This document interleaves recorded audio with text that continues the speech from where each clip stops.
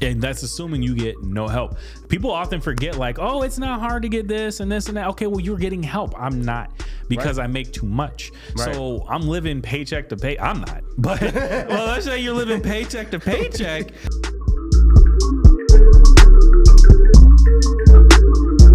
Welcome back to Chocolate Espresso Podcast. I'm your host, Thomas New Era. You know, all the fancy stuff. Don't really care which one you choose. We got my main boy, King Des. King Des, what's up?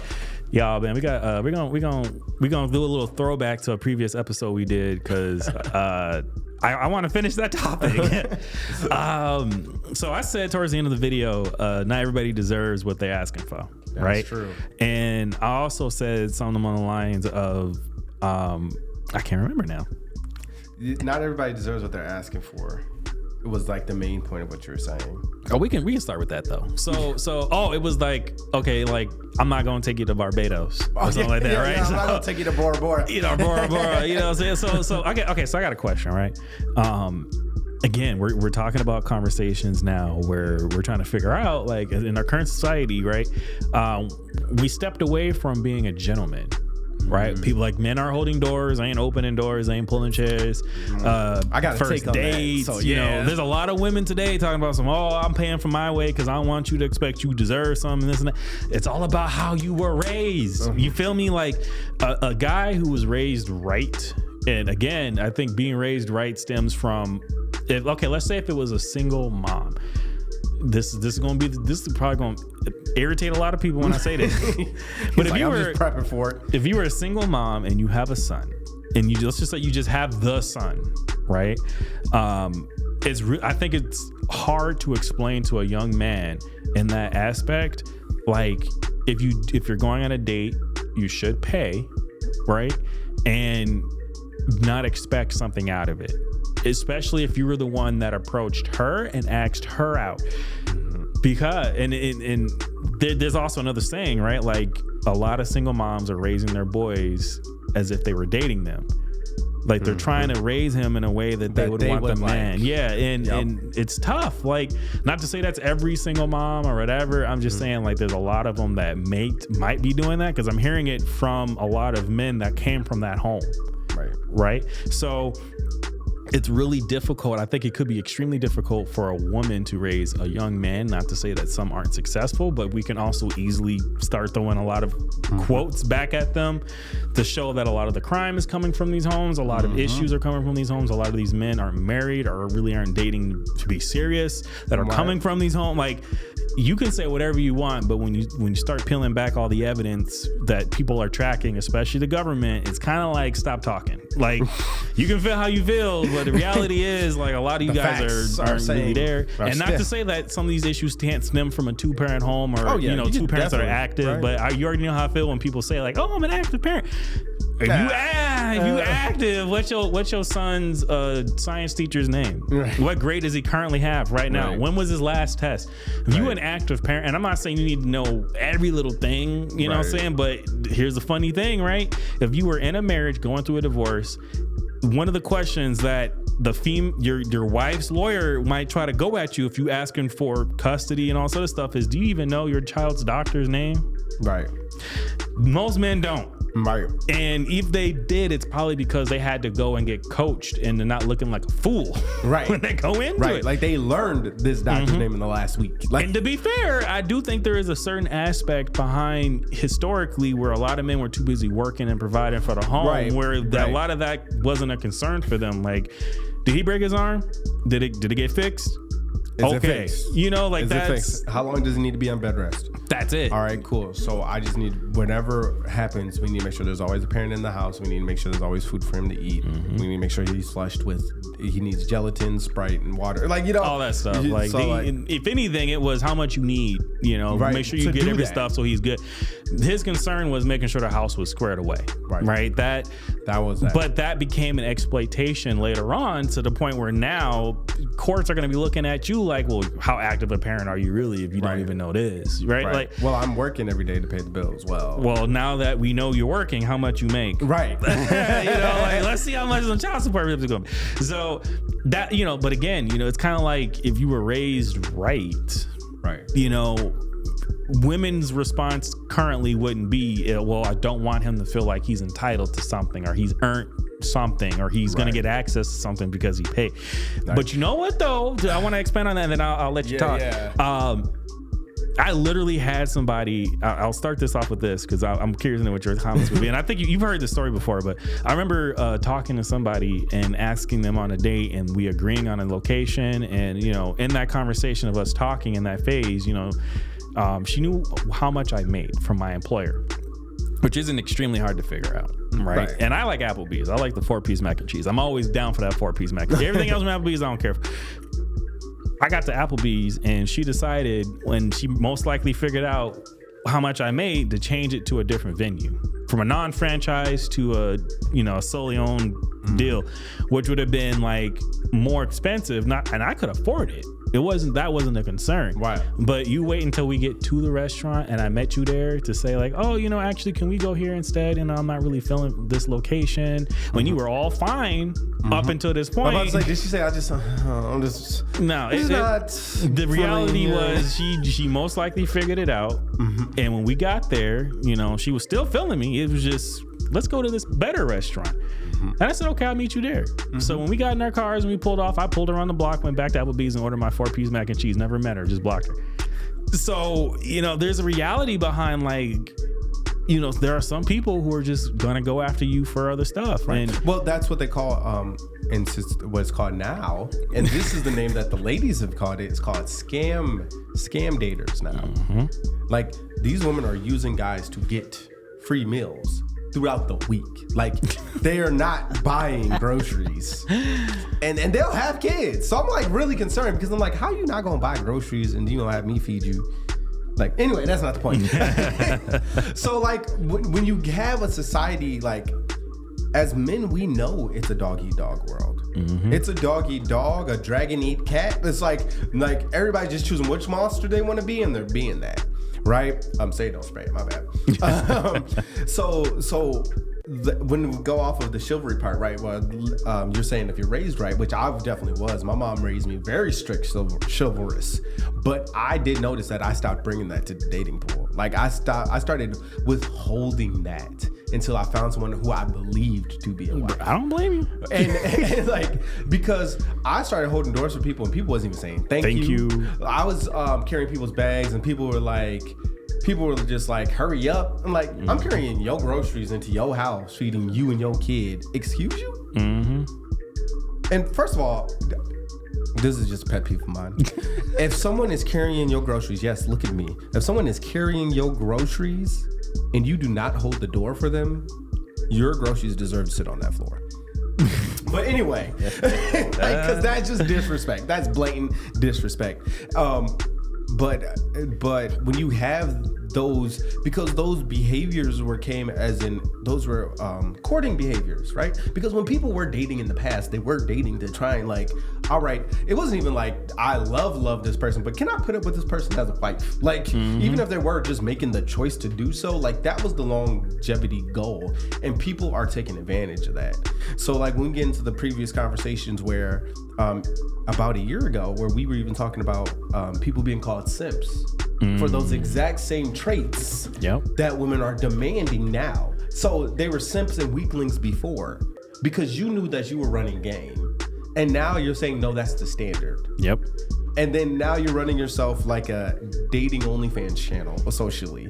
Like you can date me if you bring me out here and don't expect anything of it. And you should pay because of your gender, right? But people are now saying like, look at me, I deserve a $200 first date. And the problem with that is because the metrics that they're using to define if they deserve that is what? Popularity and prettiness. If I can wipe away 6 points of your prettiness, I don't know.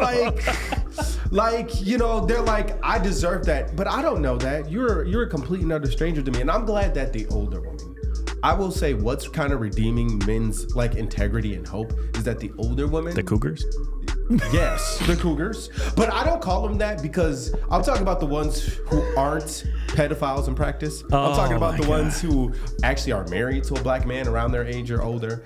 And they're just like, no, men are right to not trust y'all because y'all girls are making a bad image for women as a whole. And y'all are doing so much damage to these men that what has happened, this is how simple men are. The moment we're not getting what we want, we adjust. Now, they're not dating. We're not dating. Nope. As guys, we're not dating no more. They're demanding chivalrous, demanding me to pay for it. And then we're finding out that dudes are just getting scammed for saying yes to that. Mm-hmm. So what we're going to say is no. Like, because we're simple. We're simple. We're not complex. So if you want to play that game, you can play with somebody else. I just won't be broke on the other end of it. Let me ask you this. Do you feel like on a first date, could you trust the woman you're dating if the first date is a picnic date? If she says yes to a picnic date, do you think that's already a go? Like, she's basically 10 times ahead of anyone else. To be honest, I would say, because this is my personal bias, if she said yes to a picnic date, it wouldn't be a 100% go for me. It would be okay, we can actually start talking. Like, it would be a go to the talking phase, if that's what you're saying. Yeah, but like it wouldn't be a reflection of morals or ethics, so to speak. But at least it would be like there's a difference. I wouldn't have trust in this woman, but I would be like, the respect has been reciprocated to me. You let me take you where I chose, right? Because I don't think women need to understand the first date's not about your opinion. It's not actually about you. It's about the guy. Like, and I don't think this narrative's made enough. A guy making all the decisions of a night tells you a lot of how they think, of what they're focused on. Of like, if the night is focused on icebreakers, picnics, spending time with you during the daytime, and handling everything and actually participating, like having an event for a date rather than just having food. Like, stop doing booty call dates and you probably will stop getting booty call responses. If I'm standing with you, you're wearing a very skimpy dress, it's late at night, I'm paying for all the food, you're telling me that it's not impossible for me to get some this night. So I came prepared for that possibility, because why would I talk to you if I wasn't interested? And then I drop you off at home. You was like, cool, bye, whatever. And then, especially if you turn around and dog me on social media later, like, we're having problems. Like, it's okay for you not to like me, but like the disrespect, there's no, like you remember what we were talking earlier in this conversation, like video one, you're like, everybody deserves a base level of respect. That's like, if you get to that point where you're taking them out to a date, it's like, you don't get that. If you're not the highest bidder, you immediately deserve in these ladies' eyes to be disrespected, which is a problem that I think more men are having. That's why men are opting out. It'd be one thing if I took you on a date, it was not too much expense for me, I did what I could budget, and you just said no thank you. But when I didn't invested $300 this night, $300, like, that's my car note. Like, you know what I'm saying? Just for you to just flaunt it in my face. And some of them are so disrespectful. They're texting the other guy at the table. Like, they texting their girls, this ain't even really what I thought it was. Right. And smiling. They're texting the guy that they want to see that night. You know what's crazy? And I'm going to say this, and I'm snitching on myself. I've been around a girl who's done this, so I know y'all do this. The girl has literally gone on the date, got the food, and brought it home to me, and had me knock her out. So if after being exposed to it, so I am the guy that you don't like. But I'm better now. But I know, like, women are very much smart. They're very much aware. They know what they're doing. And that's why it's like, okay, as a grown dude, you're like, when you're young and dumb and you're on that party life, it's one thing to do that from 18 to 23, like 24. But then when you're like, all on social media talk about you need a husband, someone to help you raise these kids. And then you're gonna sit there and play like that in a grown man's face. Like, even if it's not a cheap date, like, it's a decent spot, you're able to grab whatever you want, and he's just trying to get to know you. He ain't even pushing for no intimacy afterwards, and he's treating you with respect, and you dog him out. after a time that just becomes financially risky. Like if I'm taking every girl that I want out and they're all entertaining me for the free food, so you're getting a bunch of females in your inbox saying like, well, if you meet me where I'm at, like think about that. Let me tell you something. If you're a not ugly guy, you could probably get like 3 girls a month if you were on dating apps every day, at least. Let me tell you something. Like that's financially irresponsible at a point. I think it would hit a whole nother level of disrespect. There's a whole nother level of just Clownsville. Like you got a mansion in Whoville. Like you feel me? Like if this dude really took you on a nice date, like I'm not like maybe not Applebee's, I don't know what's a good chain restaurant. Well, like, let's just say he spent $150 on food alone, and you guys actually genuinely we'll throw Red Cow, right? Let's just say y'all spent $150, and it was a good conversation. You actually did, and like it wasn't bad. Like you could have gone on a second date, but maybe you just weren't feeling it. And you just ghost him. Like he took you home, or you made it home. You say, "Yeah, thank you for a good time. This isn't gonna I'm not really not feeling it. It's all good." Oh, and he says, "Okay, I respect your time, whatever." And then you turn around and go on Instagram, Facebook, and you start talking about something. I need a real man, and ain't no man good for me, and And then I'll be like, didn't I just see you go? You just told me earlier you went on a nice date with it. How did it go? And you're like, oh, he was really good. And I see you just posted some crap. Especially if blocking you. I'm dropping you. And the thing is, like, women are crafty. So like that whole date, ask him what he heard that whole date. That whole date was probably about how he's such a good guy. She don't meet guys like him. She thinks he would be a great type of family man. Or she talks about all her trauma and about how she got played or heartbroken all the time.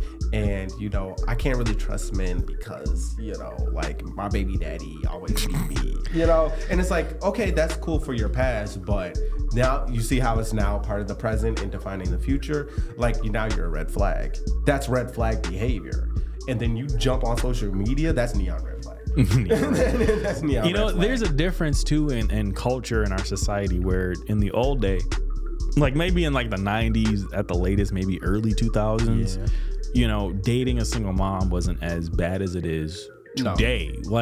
Especially depending on the age range, if they're a single mom, it could be different. Like you do. One of my ex's sisters was one, and I actively watched whenever I was around her and she had her kid with her, she was always on her phone. Like she was on her phone 10 times more than she was interacting with her child.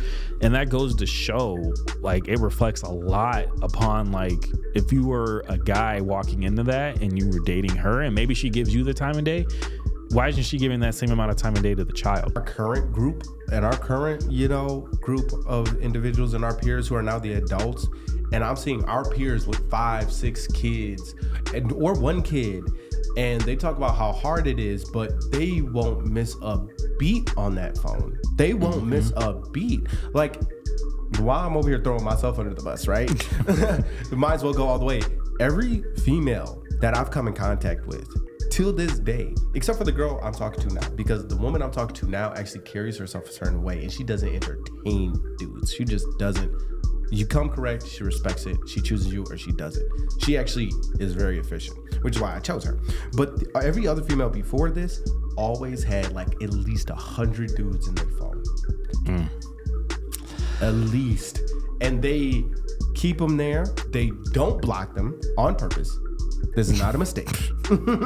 And they're keeping them in their back pocket. But you know what the problem with that is? Because if we're going to talk about energy and all this stuff, the energy is to have a backup plan.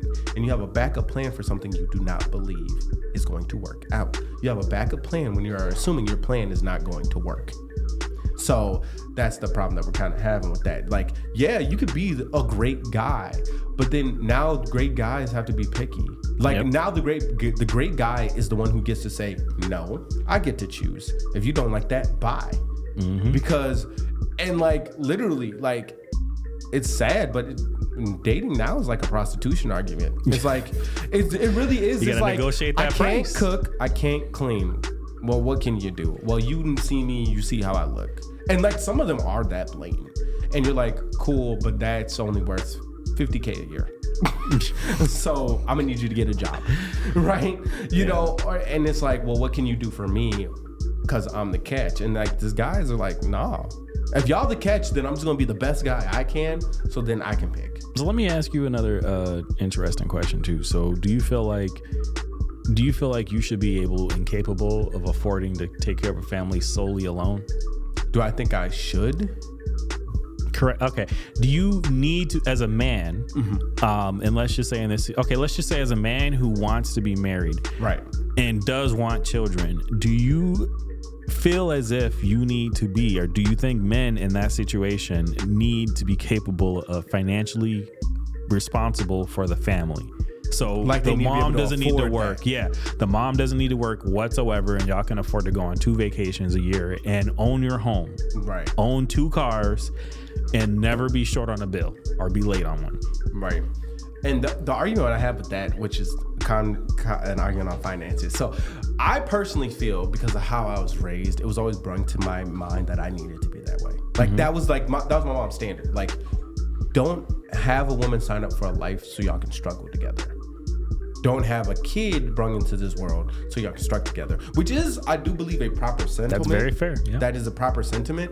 However, when I'm looking at the day and age that we're in, that is an excuse to avoid responsibility. You should be able to, if you want that woman. If you want a working woman, then you should be dating working women. Like what kind of working woman? Like a woman that keeps a job. So like if you want a woman to be staying at home, taking care of the kids, then yes, your job is to create that environment for her, because that's what you want, right? But that's no longer the only way to have a household now, right? So if you have a woman who's ambitious, who wants to be in the office, there's a lot of women that aren't mother types. Like, if we're being honest, they're not. The parent is going to be you. So make sure you're a good dad. Like, right, if you chose her, make sure. Right, make sure you're a good dad. Know what you walking because into. Because there's no longer that responsibility, and women have fought against that because they're like, oh, kids have always been put on us, and it's too much because y'all ain't in the picture, right? And then you meet the woman, you're like, oh, it's hard. You're doing hard work because you're being both parents, but you also just don't like kids. Like that's the truth. You like yourself a whole lot. You don't want to deal with somebody else. These women have been on this saying, they've been on social media saying F these kids. Like, you know, they'll take care of them because that's what's supposed to do. But like, if it was ever legal to give them to be like, nah, like some of them would have been like, nah. So I think it depends on the type of what you're looking for. If you want, like, but then also you got to think about the consequences, because it's going to be really hard to be like a very overpresent dad, like the way that you want to be, but you're the only breadwinner in the house. So you have to work a type of job that pays for that. And these companies are not kind. That job, if you want to make that $100,000 a year, you're going to be on call 50-hour weeks. It's going to be salary. So that way, if they make you stay late, they ain't going to have to pay you overtime. You know, like this is how the corporate America also strangles the family household, which is a whole nother conversation. Like doctors, I remember when we were growing up, like when we were kids, doctors were the lower first class. Like that was them. Like you made it. Like that's why immigrants were telling their kids to be a doctor. You made it as a doctor. You could do that. You could afford to pay the bills and a nice house, like okay house. Pay for your wife, pay for what the kids need. You can have like maybe 2 to 3 kids back in like the early 2000s. Now, doctors are struggling financially. They're financially struggling. Doctors, they get a salary for $90K a year, $100K a year, some of them $120. And that is now because the value of the dollar has dropped. Working harder, same job or a promotion, same situation, and they are like, bruh, it's tight out here. So doctors are now considered middle class. They're like high middle class to middle class now. That's sad. When we get there, that's sad. But then also you would have to limit every relationship to be like, cool, if you're not making a doctor's wage, you don't have a right to get a woman, which I wouldn't say. I feel like the household needs to bring in. That's why I'm saying it's household. It's about the household income. It's like if the household is bringing in $80,000 between 2 people and you have 1 kid, that could be affordable. You can do that. you could do that. But then also don't get a working woman and then try to be like your role is the house and the kitchen. So like, you know, you have to meet her where she's at too. Let me ask like, you this you know, one then. Let me add a little wrench in the plan. So let's say you're married, you got a kid. Yeah. The household income is, let's say 90 to, let's say 100,000. Let's just make it smooth 100. So y'all both are making $25 an hour. Let's just say evenly. So, you know, you both hitting that 50K. And then you got to add taxes into it. So really your take home is like 60K, whatever, right? 30K per person. You know, do you feel like in this situation, it's advantageous of you to go out and do like food shelves, like going out and getting free food, cooking meals that last several days? Do I think you should? Yeah, like, are you like, do you think people should be more comfortable? Thrive, shout out. Not paid sponsor, or yet. But I've kind of learned now that they lose. It's sad because over a certain threshold, you lose so many government benefits and resources, subsidies. You lose so many forget the 100K for like the household hitting 50K, 50 to 55K. You immediately lose like a third to half of these government, like the housing discount benefits and all that stuff, the internet benefits. They make you pay for everything. Yep. But I would definitely use all the resources I possibly could, because we've been getting lawsuits for nonprofit organizations because they've been taking the money and having fun with it. It's been sitting like they will get a grant from the government and then go out on vacation as a nonprofit, and they're like, no, like they're getting lawsuits for that. So go and take all the resources you possibly can, because what happens is in these conversations, the government says you're not using your resources that we pump billions and billions of dollars into the economy for y'all to have. We paid for you to have this assistance here and that assistance there, and you're over there like, what freaking assistance? Yep. I'm struggling to pay bills. But then every time I ask for the common rental assistance, I don't qualify. I don't qualify for this. I don't qualify for that. I don't qualify for that. So you got to go out, and the government does it on purpose, I believe. But you have to go out and you have to find resources in your neighborhood and then funnel those in. But then if you are working a job and you are the only breadwinner, or if you're both working a job and you have low-paying jobs, overworked hours, then you got to find time to do that on top of raising the kid, right? Yeah. So like, it's just like it's not, unfortunately, society's not set up for you to win, which is the reason why I've always agreed we should never bring finance as a requirement on whether or not you say yes or no to dating someone. It's just a component piece so you know which level you're dealing with. Right. And if you're dealing with a person with lower income, they have access to more resources. They access to certain resources. Certain more overall, but like certain, yeah. But like you also got to remember too, and I want to also clarify that first part with that question too. I mean, you answered it perfectly, but I want to make sure for the comment section it's clarified. If you are married and you have children and you do make past a certain point where you don't need to exploit these resources, but could you and should you? That's kind of what I meant by that. But it is by design. Government wants you to make a certain number because they want you on the programs. And remember, these programs come with checks and balances, right? You can't work certain hours. You go past too much. You can't make so much money. Is this certain person in the home? Right. So forth and so forth. There are certain buildings that they built. I mean, brand new buildings with granite countertops, which makes no freaking sense to me. But you can get access to this beautiful building with a pool and heated garage, and you just can't make more than $50,000 a year. So like crazy. That's literally was it public housing that just did that? Housing authority, public housing authority. But then the same apartment at market rate is like $2K. Yep. And they're like but you can't say they don't deserve to be able to live in these nice, beautiful homes. Right. Like that's one thing too. And so like, how do you not feel some type of way if you are working the harder job? Oh, I do. People I absolutely do. Listen, you know what it's like to shell out more than $1,000 in taxes, and I'm past that point in taxes every week, right? I'm gonna be honest with you. You deserve to feel some sort of way, and nobody has the freaking right to tell you, "Oh, you should be doing your part." Explain to me why I should have to I work hard. Why do I deserve to struggle to make sure I can afford all of these things? And if you're telling me all I got to do is just live off the government, I can get better resources and not have to worry about that. Not to say that they don't have better, and they are, and not to say that there doesn't come with its own, set of or slew of issues and headaches and all that other stuff. Like again, I don't believe it's easy to live off the government.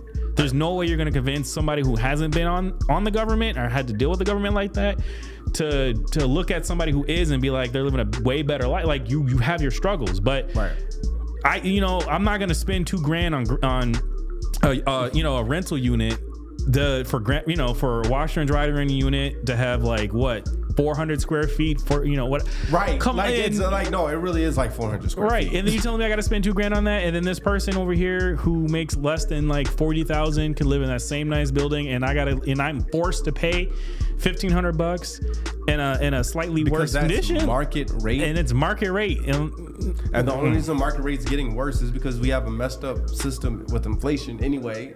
People can't afford it.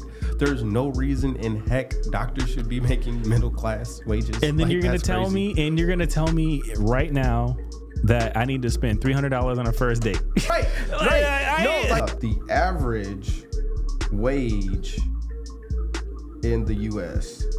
and this made me go bonkers. Because it's loading.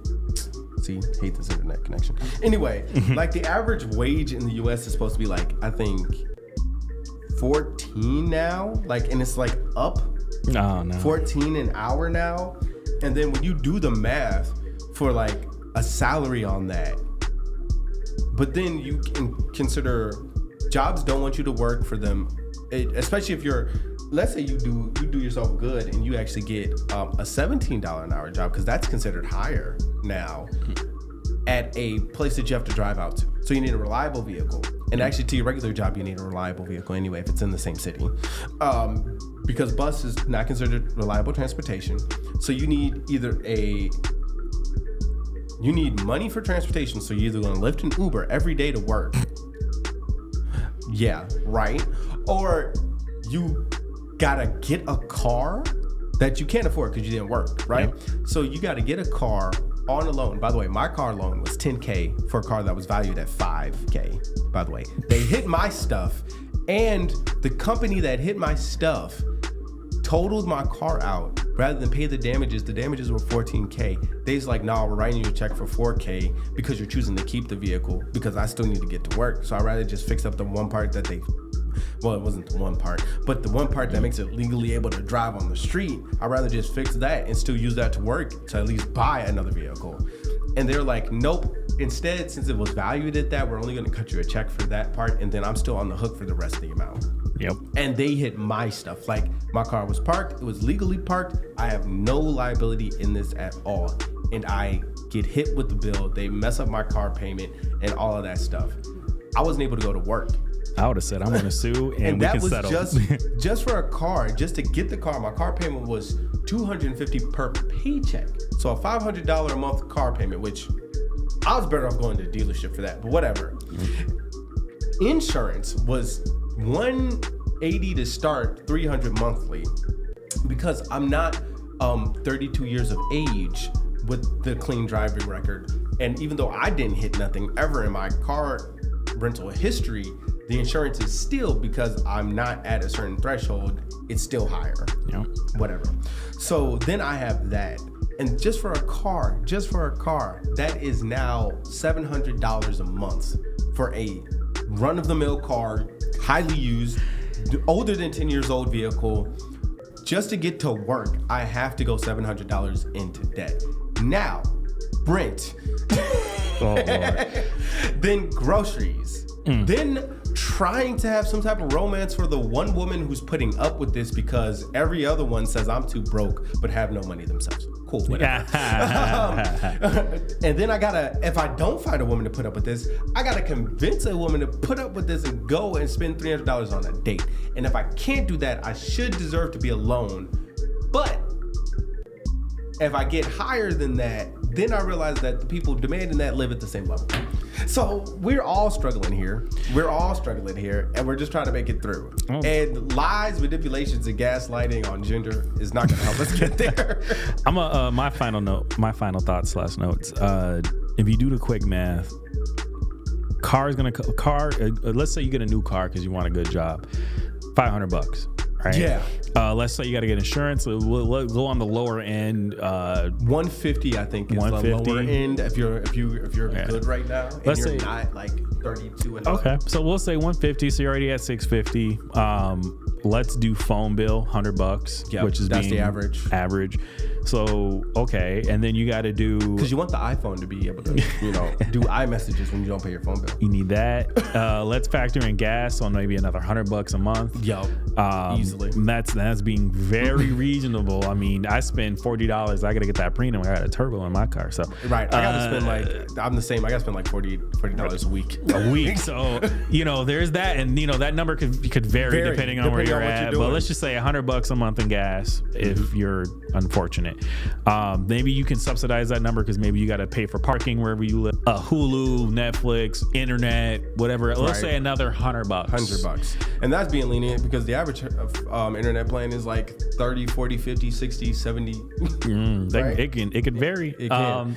So now you're at, let's say, $950. Again, maybe I'm $100 off. Who cares, right? Now let's factor in food. Now, $100. 5 years ago, you would have got a nice basket full of food. $100 now, you got a couple items. So if you eat meat, it's over. $20 for a couple of wings. Come on, man. That's $20 for either the pork chops, the wings, it's one meat item. And you ain't got no EBT. So you paying.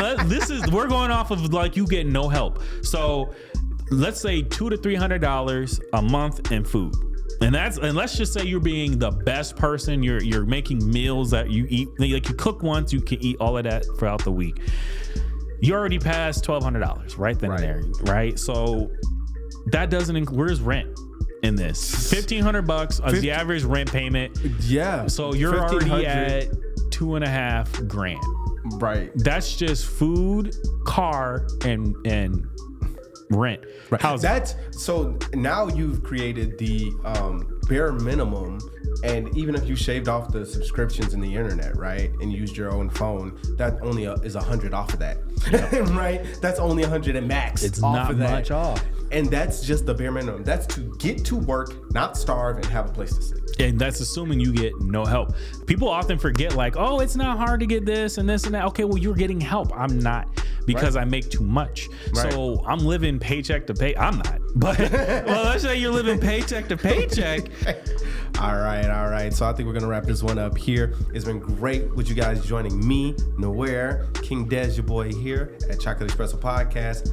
Hey, go check out the other videos. Deuces.